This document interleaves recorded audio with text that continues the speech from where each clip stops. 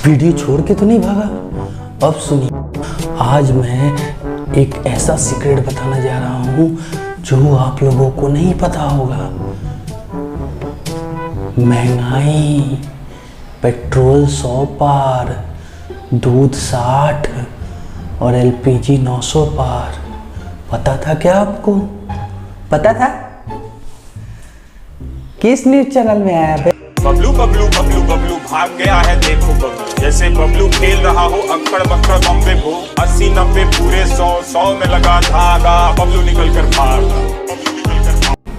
भाई इतना निगेटिव काहे हो रहा है? वो 2-3 चीज का प्राइस तो बढ़ा है, और वैक्सीनवा जो फ्री में ले रहे हो उसके बारे में कुछ नहीं बोल रहे हो।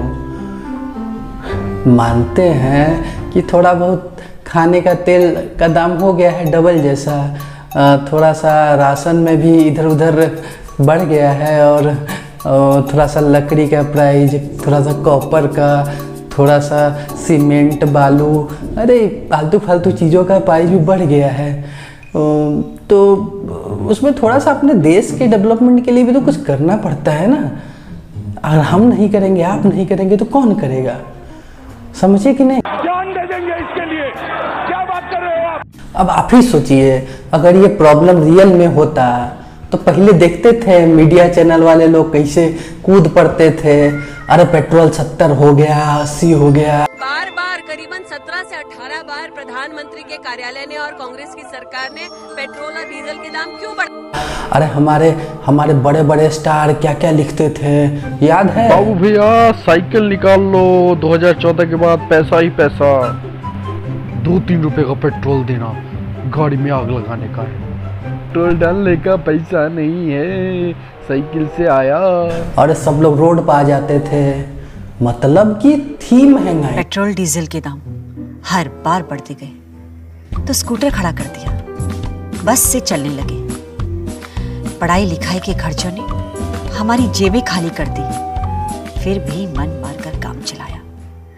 पर जब रोज रोज की हर जरूरत की चीजों के दाम लगातार बढ़ते जाएंगे तो हम अपने बच्चों का भविष्य कैसे बनाएंगे? उन्हें क्या खिलाएंगे? महंगाई को लगातार बढ़ाने वालों जनता माफ नहीं करेगी। चलो हालात देश की सरकार, भाजपा को वोट, अब की बार मोदी सरकार। अभी क्या, अभी देश में कोरोना की महामारी है, हमको देश को आगे ले जाना है। जीडीपी तो -7 हो गया है, हमने कितना अच्छा काम किया है, ज़्यादा गिरने नहीं दिया। और आप लोग दिन भर नेगेटिव होते हो। जाके न्यूज़ चैनल देखो, रात को कितनी पॉजिटिव बातें हो रही है, देखो। ड्रग दो, ड्रग दो, ड्रग दो, ड्रग दो, ड्रग दो, मुझे ड्रग दो, मुझे ड्रग्स दो। उसमें नैनो टेक्नोलॉजी, जीपीएस का इस्तेमाल है।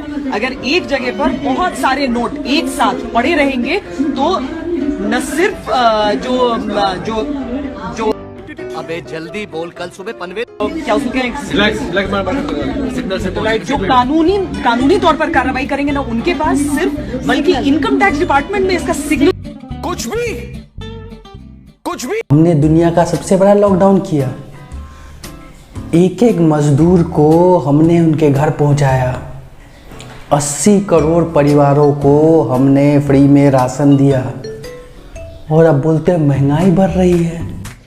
मजबूरी में हम सब मजदूरी करते हैं, घर बार छोड़ करके शहरों में भटकते हैं। चलते चलते थक गए, टांगों में दर्द हो रहा है। हाँ? टांगों में दर्द हो रहा है। हम मजदूरों को गांव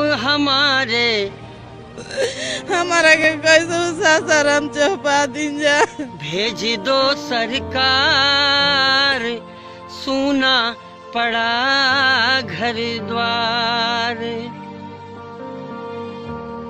भारत के लक्ष्यों का प्रभाव, भारत के कार्यों का प्रभाव विश्व कल्याण पर पड़ता ही।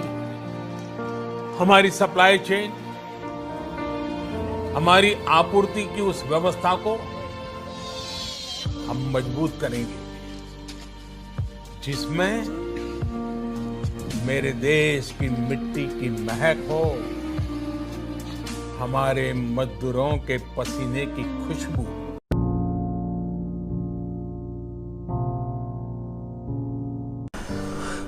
कोरोना का सेकेंड वेव आया और हम लगभग तैयारे थे। थोड़ा बहुत ऑक्सीजन का कमी हुआ, हमने युद्ध स्तर पर ऑक्सीजन की डिमांड सप्लाई बढ़ाई। हम लोगों ने एक दूसरे के साथ मिलकर लोगों का हेल्प किया। बट क्या कुछ लोगों की जान चली गई, कुछ लोगों ने अपना परिवार, दोस्त सब कुछ खो दिया। मगर हम पीछे नहीं हटे, हमने हर चीज़ की व्यवस्था की। पॉलिटिक्स तो की ही नहीं।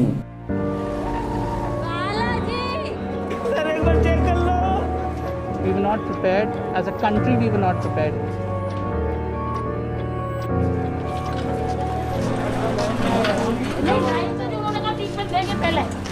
इमरजेंसी केस है, बहुत लो है, बहुत ज़्यादा लो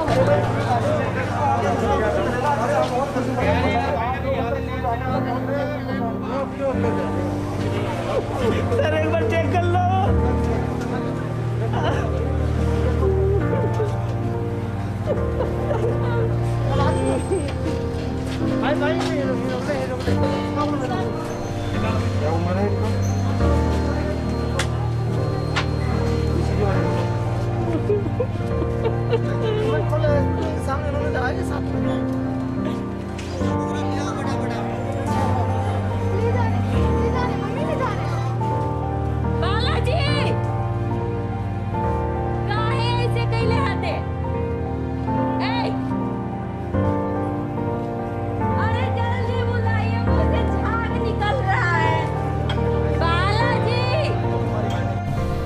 और आज हम सेकेंड वेव से बाहर निकल गए हैं और हम आज नया पार्लियामेंट भी बना रहे हैं। हमको इस बात का गर्व होना चाहिए और हमको अपने देश के समृद्धि में और देश के तरक्की में अपना योगदान देना चाहिए। बढ़ चढ़ के आप टैक्स भरो, बढ़ चढ़ के आप डोनेशन दो। हम दाम बढ़ाएंगे, बट हम आपको वादा करते हैं सबके अकाउंट में कुछ न कुछ आएगा। झूठ बोलो, बार बार झूठ बोलो। आपको पता है हमारे देश में सिर्फ 10 से 15% लोग इनकम टैक्स भरते हैं। महंगाई तो बढ़ेगी ही ना।